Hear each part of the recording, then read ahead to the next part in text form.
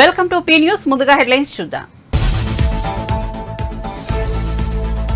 Veligonda project ప్రారంభం జాతికి అంకితం చేసిన సీఎం జగన్. దశాబ్దాల కల సాకారమైందని జగన్ హర్షం.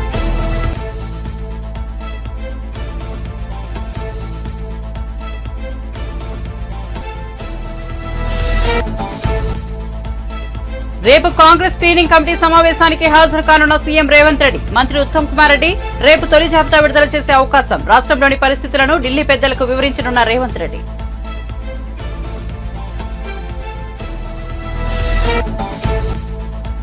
తెలంగాణ ముఖ్యమంత్రి రేవంత్ రెడ్డిపై BRS working president KTR Twitter వేదికగా తీవ్ర స్థాయిలో ధ్వజం. రేవంత్ రెడ్డికి తెలంగాణ ఆత్మ లేదు, తెలంగాణపై గౌరవం అంతకన్నా లేదు అని కేటీఆర్ ట్వీట్.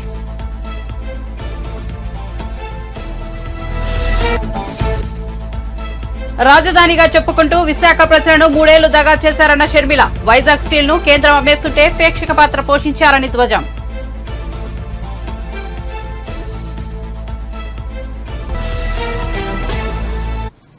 ఇక వార్త వివరాల్లోకి వెళ్తే వెలిగొండ ప్రాజెక్టును ముఖ్యమంత్రి జగన్మోహన్ రెడ్డి ఘనంగా ప్రారంభించారు. అనంతరం ప్రాజెక్టును జాతికి అంకితం చేస్తున్నట్లు ప్రకటించారు. ఈ సందర్భంగా జగన్ మాట్లాడుతూ దశాబ్దాల కల సాకారమైనందుకు గర్వంగా ఉందన్నారు. అద్భుతమైన ప్రాజెక్టు పూర్తి కావడం పట్ల హర్షం వ్యక్తం చేశారు. తన తండ్రి వైఎస్ఆర్ శంకుస్థాపన చేసిన ప్రాజెక్టును తాను పూర్తి చేయడం ఎంతో ఆనందాన్ని ఇచ్చిందని పేర్కొన్నారు. ఈ ప్రాజెక్టు ద్వారా ఏకంగా 15.25 లక్షల మంది త్రాగునీటి సమస్య తీరడం అనేది హర్షించదగినగా చెప్పుకొచ్చారు. అంతేకాక వెలిగొండ ప్రాజెక్టు ద్వారా ప్రకాశం, నెల్లూరు, వైఎస్ఆర్ జిల్లాల పరిధిలోని మెట్ట ప్రాంతాలకు 4.47 లక్షల ఎకరాలకు సాగునీరు అందుతుందని సీఎం తెలిపారు.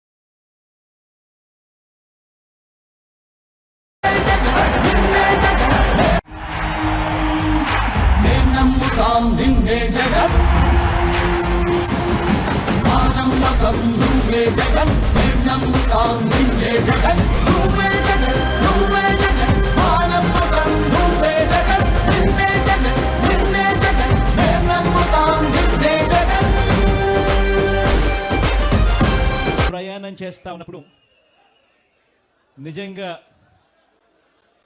దేవుడు ఇంతటి అదృష్టాన్ని నాకు ఇచ్చినందుకు దేవుడికి సదా రుణపడి ఉంటానని సందర్భంగా తెలియజేసుకుంటా ఉన్నాను.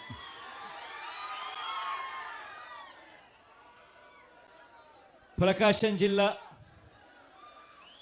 నెల్లూరు జిల్లా, కడప జిల్లాలోని ఫ్లోరైడ్ బాధిత కరువు పీడిత మెట్ట ప్రాంత ప్రజలను వాళ్ళ దాహార్తిని తీరుస్తూ సాగునీరు కూడా అందించే ఒక గొప్ప కార్యక్రమం ఈ ప్రాజెక్టు. ఈ పూల వెంకట సుబ్బయ్య వెలిగొండ ప్రాజెక్టును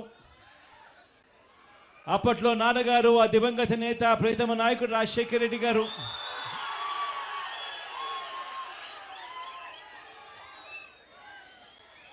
ఈ ప్రాజెక్టుకు సంబంధించి ఆయన శంకుస్థాపన చేసి ప్రాజెక్టు పనులు మొదలు పెడితే ఈరోజు ఆయన కొడుకుగా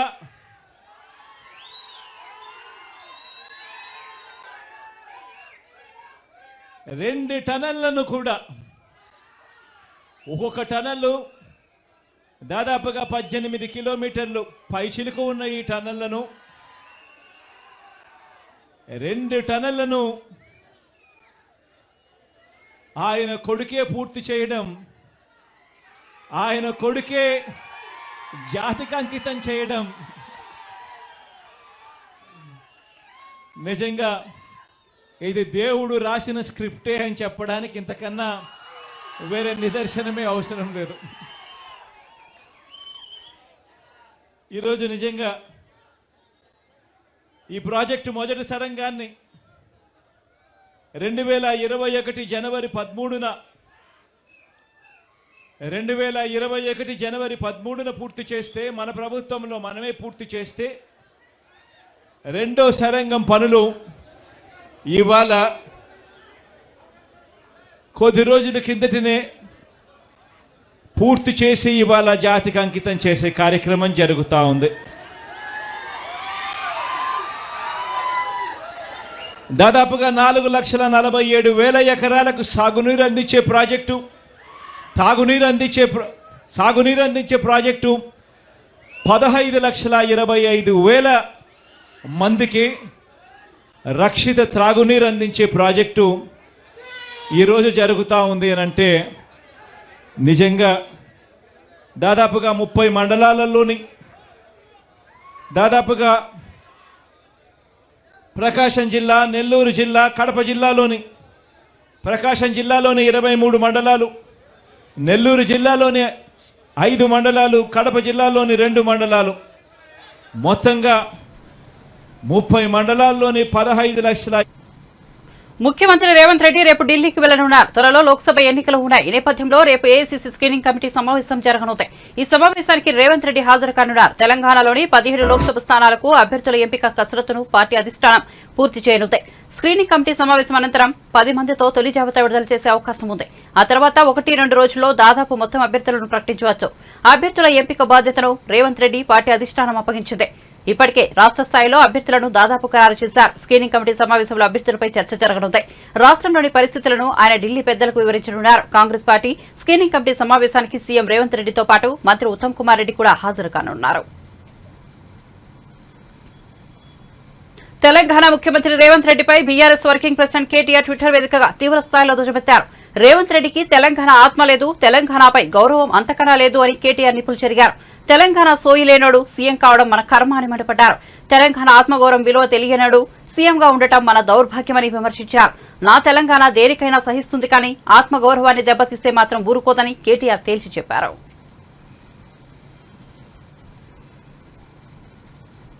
రాబోయే ఎన్నికల్లో జగన్ ప్రభుత్వానికి పరాభవం తప్పదని ఎన్నికల వ్యూహకర్తగా పేరొందిన ప్రశాంత్ కిషోర్ ఇటీవల వెల్లడించిన సంగతి తెలిసిందే. ఇలా ప్రశాంత్ కిషోర్ వైసీపీ సర్కార్కు వ్యతిరేకంగా మాట్లాడుతుండటంతో ఆ పార్టీ నేతలు ఆయనపై విరుచుకుపడుతున్నారు. ఈ నేపథ్యంలోనే ఇప్పటికే పలువురు పీకేపై తీవ్ర విమర్శలతో విరుచుకుపడ్డారు. పీకేను చంద్రబాబుకు దొరికిన కొత్త పావుగా అభివర్ణిస్తున్నారు ఆ పార్టీ నేతలు. ఇదే కోవలో తాజాగా వైసీపీ సీనియర్ లీడర్ విజయసాయిరెడ్డి సైతం ప్రశాంత్ కిషోర్ జోష్యం పట్ల ధ్వజమెత్తారు. పీకే మాటల్లో విశ్వసనీయత కొరబడిందని అన్నారు. ఆ మాటల వెనుక దురుద్దేశం ఉందని పేర్కొన్నారు. ఎవరి హయాంలో అభివృద్ధి జరిగిందనేది రాష్ట్ర ప్రజలకు బాగా తెలుసునని అన్నారు. ప్రభుత్వం చేసిన అభివృద్ధే మరోసారి తమను గెలిపిస్తుందని ఆయన చెప్పుకొచ్చారు. ప్రతి అభ్యర్థికి ఏడు అభ్యర్థులకి వస్తున్నటువంటి స్పందన మీరు చూశారు. తప్పకుండా విజయం సాధిస్తాం. ఈ యొక్క నెల్లూరు జిల్లాలో ఈ గడ్డ పైన పుట్టి ఇక్కడే నేను పెరిగి ఇక్కడే విద్యాభ్యాసం చేసుకొని ఇక్కడి నుంచి ఈ యొక్క పుట్టినటువంటి గడ్డకి సేవ చేసే భాగ్యం కలిగించినటువంటి మా గౌరవ ముఖ్యమంత్రి వర్యులకు నేను ధన్యవాదాలు తెలియజేసుకుంటున్నాను.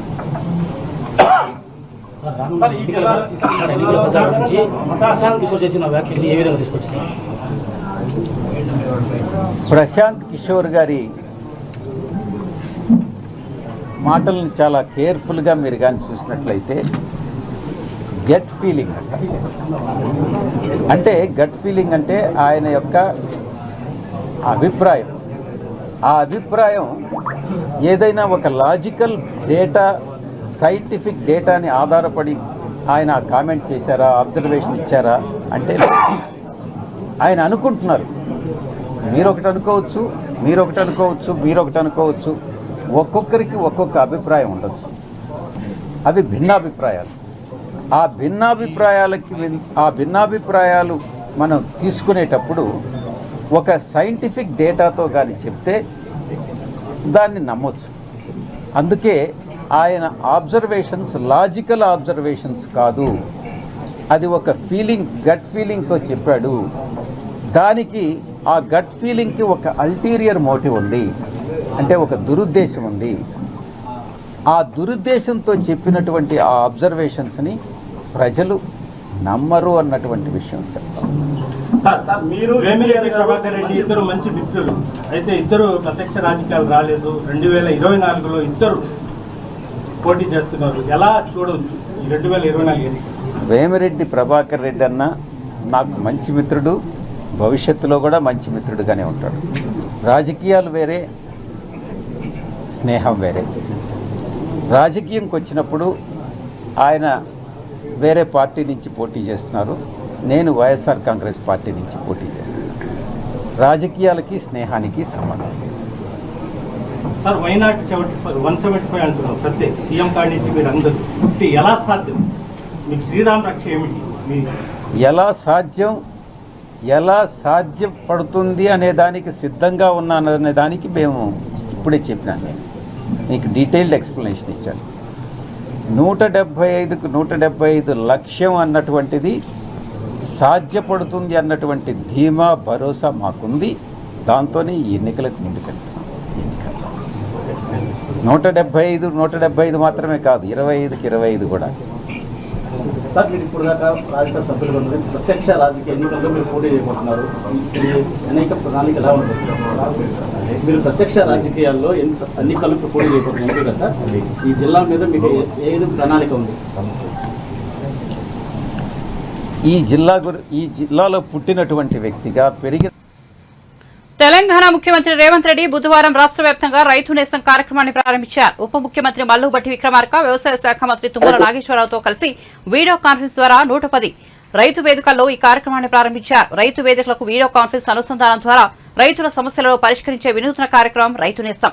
దశల వారీగా 3 ఏళ్లలో 2601 రైతు వేదికల్లో వీడియో కాన్ఫరెన్స్ యూనిట్లను అందుబాటులోకి తీసుకొస్తారు. 97 కోట్లతో ఈ ప్రాజెక్టును అమలు చేయనున్నారు. మొదటి దశలో 4.07 కోట్లతో 110 నియోజకవర్గాలలో ఏర్పాటు చేస్తారు. ఇందుకు సంబంధించి నిధులను ప్రభుత్వం విడుదల చేసింది. చేరి రైతుల యొక్క సమస్యలు తెలుసుకొని ఆ రైతుల యొక్క సమస్యల్ని పరిష్కరించాలన్న ఆలోచనతోనే మా వ్యవసాయ శాఖ మంత్రి తుమ్మల నాగేశ్వరరావు గారు ఒక వినూత్నమైన కార్యక్రమం తీసుకొని ఈ రైతు నేస్తం విధానం ద్వారా ప్రభుత్వము రైతులతో కలిసిమెలిసి భవిష్యత్ కార్యక్రమాలు తీసుకుంటుందని చెప్పి కార్యక్రమాన్ని తీసుకోవడం జరిగింది. ఇందులో ప్రధాన ఉద్దేశము వ్యవసాయ కాలంలో రైతులకు వచ్చే సమస్యలను పూర్తిగా దృష్టిలో పెట్టుకొని మీకు సలహా కార్యక్రమంలో పాల్గొన్న రైతు నేస్తం కార్యక్రమంలో పాల్గొన్న ఉప ముఖ్యమంత్రి గారు, అదేవిధంగా వ్యవసాయ శాఖ మంత్రి తుమ్మల నాగేశ్వరరావు గారు, బట్టి విక్రమార్క గారు, ఇతర మంత్రులు, వ్యవసాయ శాఖ అధికారులు, ముఖ్యంగా మన రైతులందరికీ కూడా నమస్కారం. ప్రభుత్వము ప్రజల దగ్గరికి, ముఖ్యంగా రైతుల దగ్గరికి చేరి రైతుల యొక్క సమస్యలు తెలుసుకొని ఆ రైతుల యొక్క సమస్యల్ని పరిష్కరించాలన్న ఆలోచనతోనే మా వ్యవసాయ శాఖ మంత్రి తుమ్మల నాగేశ్వరరావు గారు ఒక వినూత్నమైన కార్యక్రమం తీసుకొని ఈ రైతు నేస్తం విధానం ద్వారా ప్రభుత్వము రైతులతో కలిసిమెలిసి భవిష్యత్ కార్యక్రమాలు తీసుకుంటుందని చెప్పి కార్యక్రమాన్ని తీసుకోవడం జరిగింది.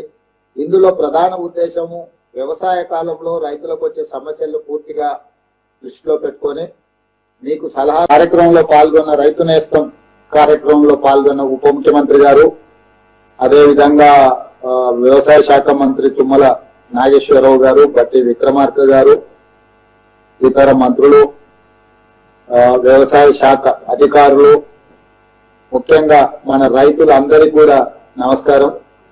ప్రభుత్వము ప్రజల దగ్గరికి, ముఖ్యంగా రైతుల దగ్గరికి చేరి రైతుల యొక్క సమస్యలు తెలుసుకొని ఆ రైతుల యొక్క సమస్యల్ని పరిష్కరించాలన్న ఆలోచనతోనే మా వ్యవసాయ శాఖ మంత్రి తుమ్మల నాగేశ్వరరావు గారు ఒక వినూత్నమైన కార్యక్రమం తీసుకొని ఈ రైతు నేస్తం విధానం ద్వారా ప్రభుత్వము రైతులతో కలిసిమెలిసి భవిష్యత్ కార్యక్రమాలు తీసుకుంటుందని చెప్పి కార్యక్రమాన్ని తీసుకోవడం జరిగింది.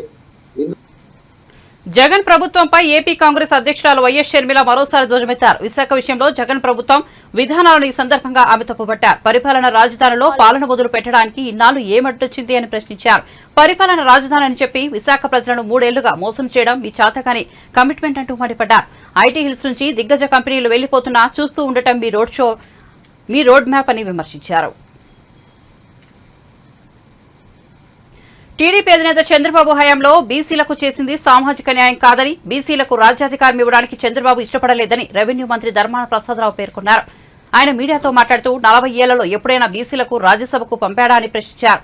చంద్రబాబు ధనవంతులనే రాజ్యసభకు పంపుతున్నారు.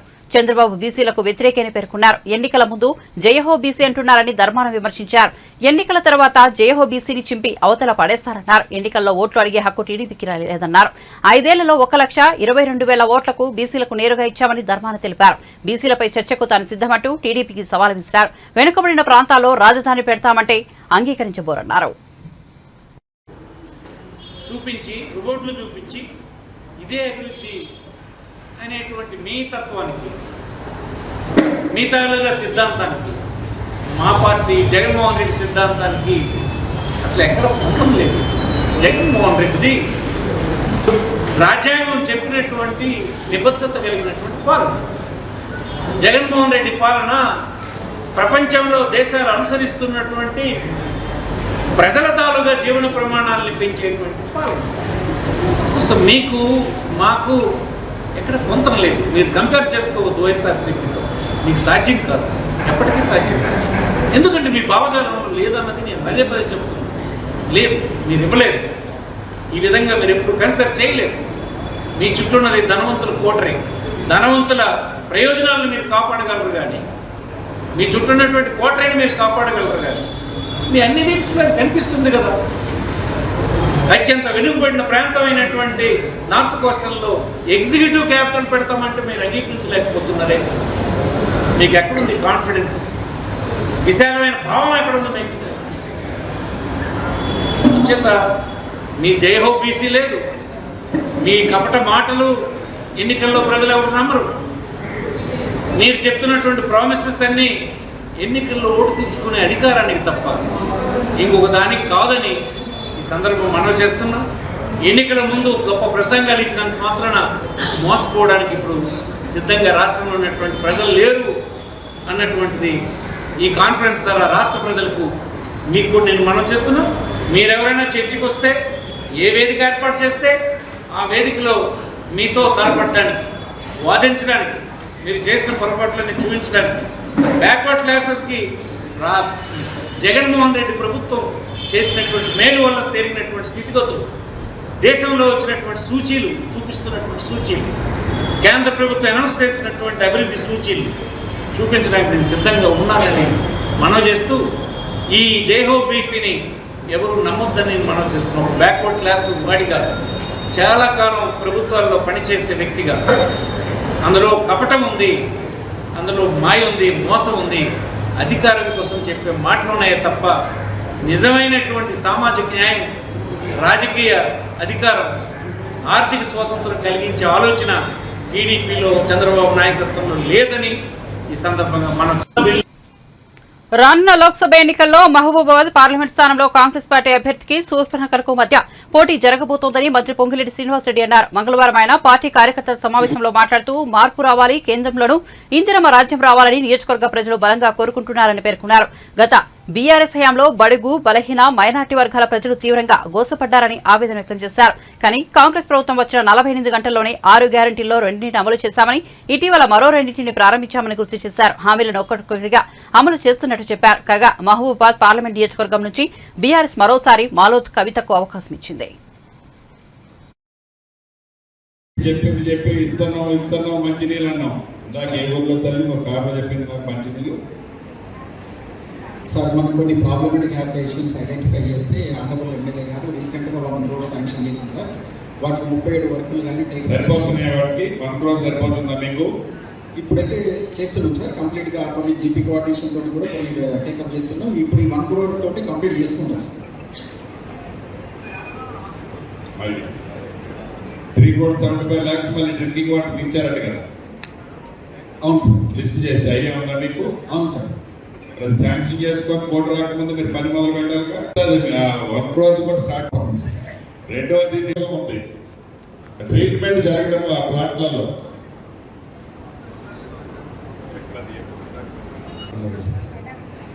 షార్ట్లీ వితిన్ వీక్ డేస్ లోపల షెడ్యూల్ వస్తుంది. తర్వాత ఈ వర్క్లు అనేది ఇబ్బంది అవుతుంది. అలాగే సార్.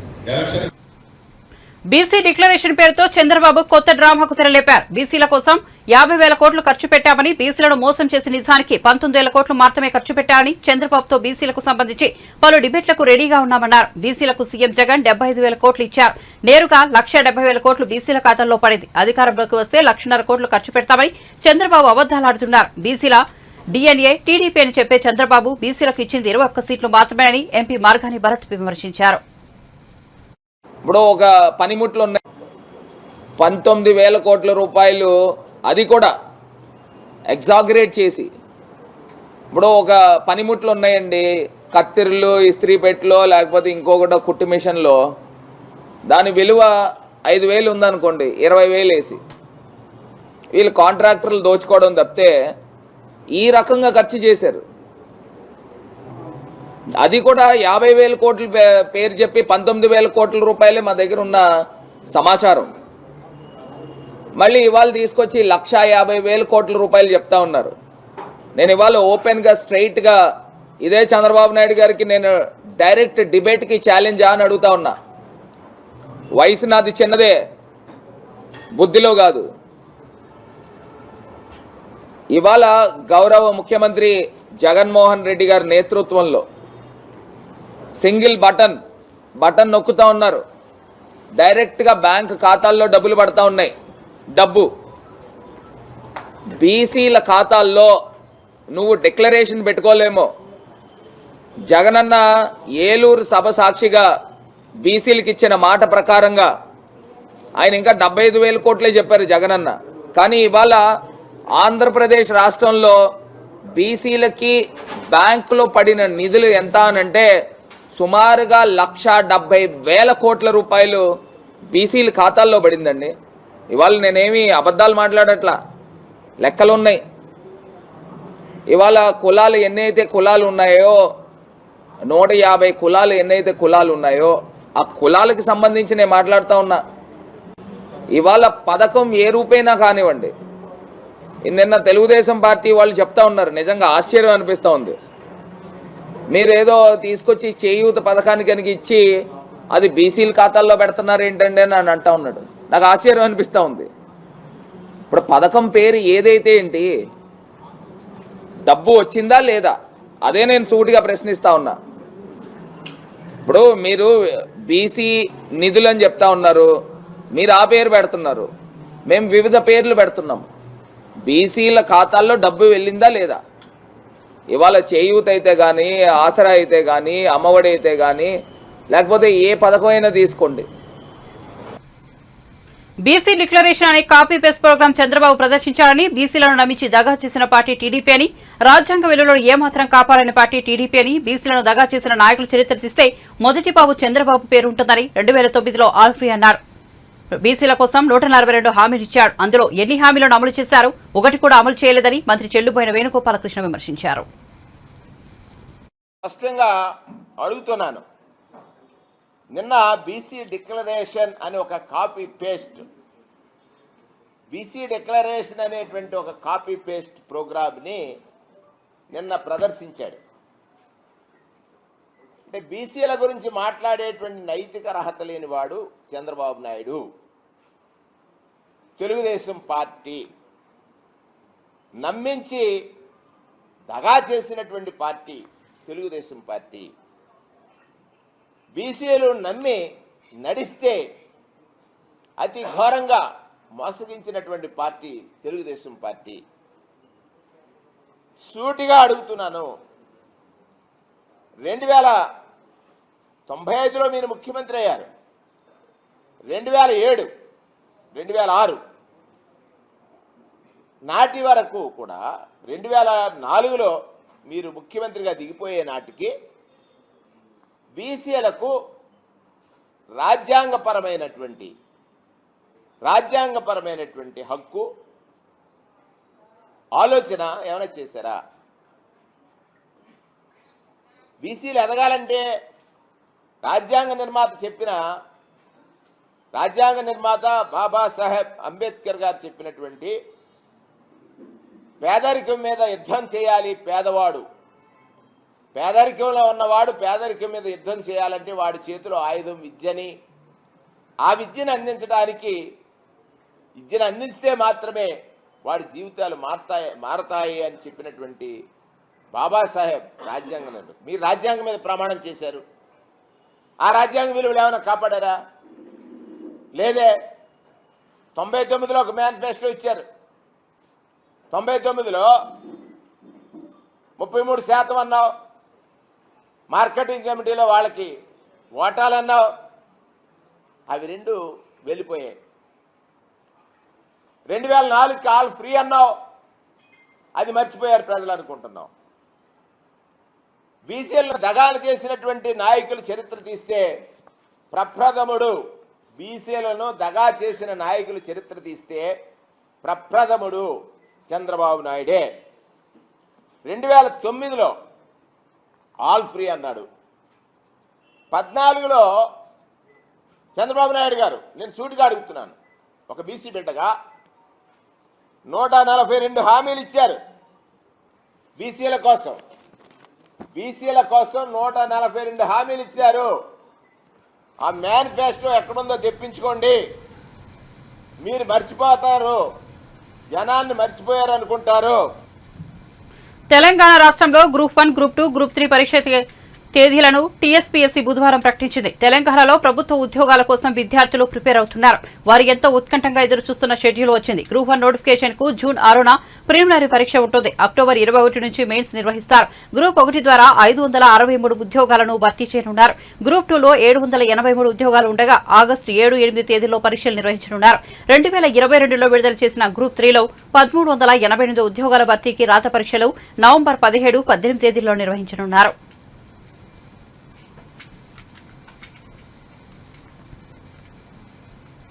బులెటిన్ ముగించే ముందు హెడ్లైన్స్ మరోసారి చూద్దాం. వెలుగొండ ప్రాజెక్టు ప్రారంభం జాతికి అంకితం చేసిన సీఎం జగన్. దశాబ్దాల కల సాకారమైందని జగన్ హర్షం.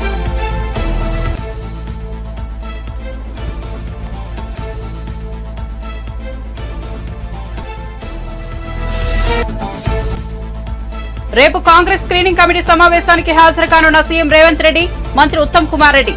రేపు తొలి జాబితా విడుదల చేసే అవకాశం. రాష్ట్రంలోని పరిస్థితులను ఢిల్లీ పెద్దలకు వివరించనున్న రేవంత్ రెడ్డి.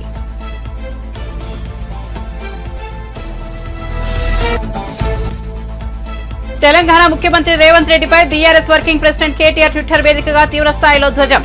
రేవంత్ రెడ్డికి తెలంగాణ ఆత్మ లేదు, తెలంగాణపై గౌరవం అంతకన్నా లేదని కేటీఆర్ ట్వీట్.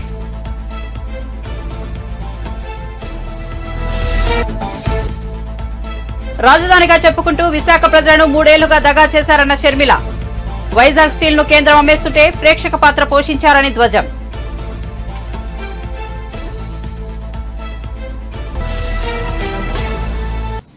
మరిన్ని అప్డేట్స్ కోసం చూస్తూనే ఉండండి పీ న్యూస్.